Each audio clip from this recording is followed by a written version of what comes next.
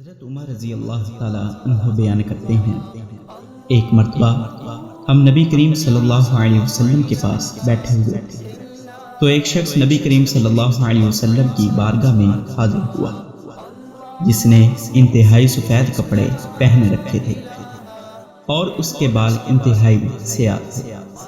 اس پر سفر کا کوئی نشان نظر نہیں آ رہا تھا اور ہم میں سے کوئی بھی اس کو پہچانتا نہیں تھا، یعنی اگر وہ شخص مدینہ المنورہ کا ہوتا تو ہم میں سے ضرور کوئی اسے پہچانتا، لیکن اس کے چہرے سے اور کپڑوں سے معلوم نہیں ہوتا تھا کہ وہ کوئی سفر کر آیا تھا۔ وہ نبی کریم صلی اللہ علیہ وسلم کے پاس آ کر بیٹھ گیا اور اس نے اپنے دونوں گھٹنے نبی کریم صلی اللہ علیہ وسلم کے گھٹنوں کے ساتھ ملا دیے اور اپنے دونوں ہاتھ اپنے زانوں پر رکھ لیے۔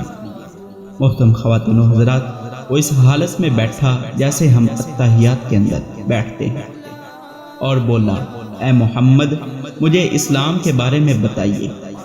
نبی کریم صلی اللہ علیہ وسلم نے فرمایا، تم یہ کہو کہ اللہ تعالیٰ ایک ہے اور اس کے سوا کوئی عبادت کے لائق نہیں، اور حضرت محمد صلی اللہ علیہ وسلم اللہ کے رسول ہیں، اور تم نماز قائم کرو، زکوٰۃ ادا کرو، رمضان کے روزے رکھو اور بیت اللہ کا حج کرو اگر تم وہاں تک جانے کی استطاعت رکھتے ہو۔ اس نے کہا، آپ نے ٹھیک فرمایا۔ حضرت عمر رضی اللہ تعالیٰ عنہ فرماتے ہیں کہ ہمیں اس کی اس بات پر حیرانگی ہوئی کہ یہ خود ہی سوال کر رہا ہے اور خود ہی تصدیق بھی کر رہا ہے کہ آپ نے سچ فرمایا۔ پھر اس نے دریافت کیا، یا رسول اللہ صلی اللہ علیہ وسلم، مجھے ایمان کے بارے میں کچھ بتائیں۔ تو نبی کریم صلی اللہ علیہ وسلم نے فرمایا، تم اللہ تعالیٰ پر ایمان رکھو اور اس کے رسول صلی اللہ علیہ وسلم پر ایمان رکھو اور اس کی کتابوں پر، آخرت کے دن پر، تقدیر پر ایمان رکھو، تقدیر چاہے اچھی ہو یا بری ہو۔ وہ بولا، آپ صلی اللہ علیہ وسلم نے ٹھیک فرمایا۔ پھر بولا، آپ مجھے احسان کے بارے میں کچھ بتائیے۔ تو نبی کریم صلی اللہ علیہ وسلم نے ارشاد فرمایا کہ احسان یہ ہے۔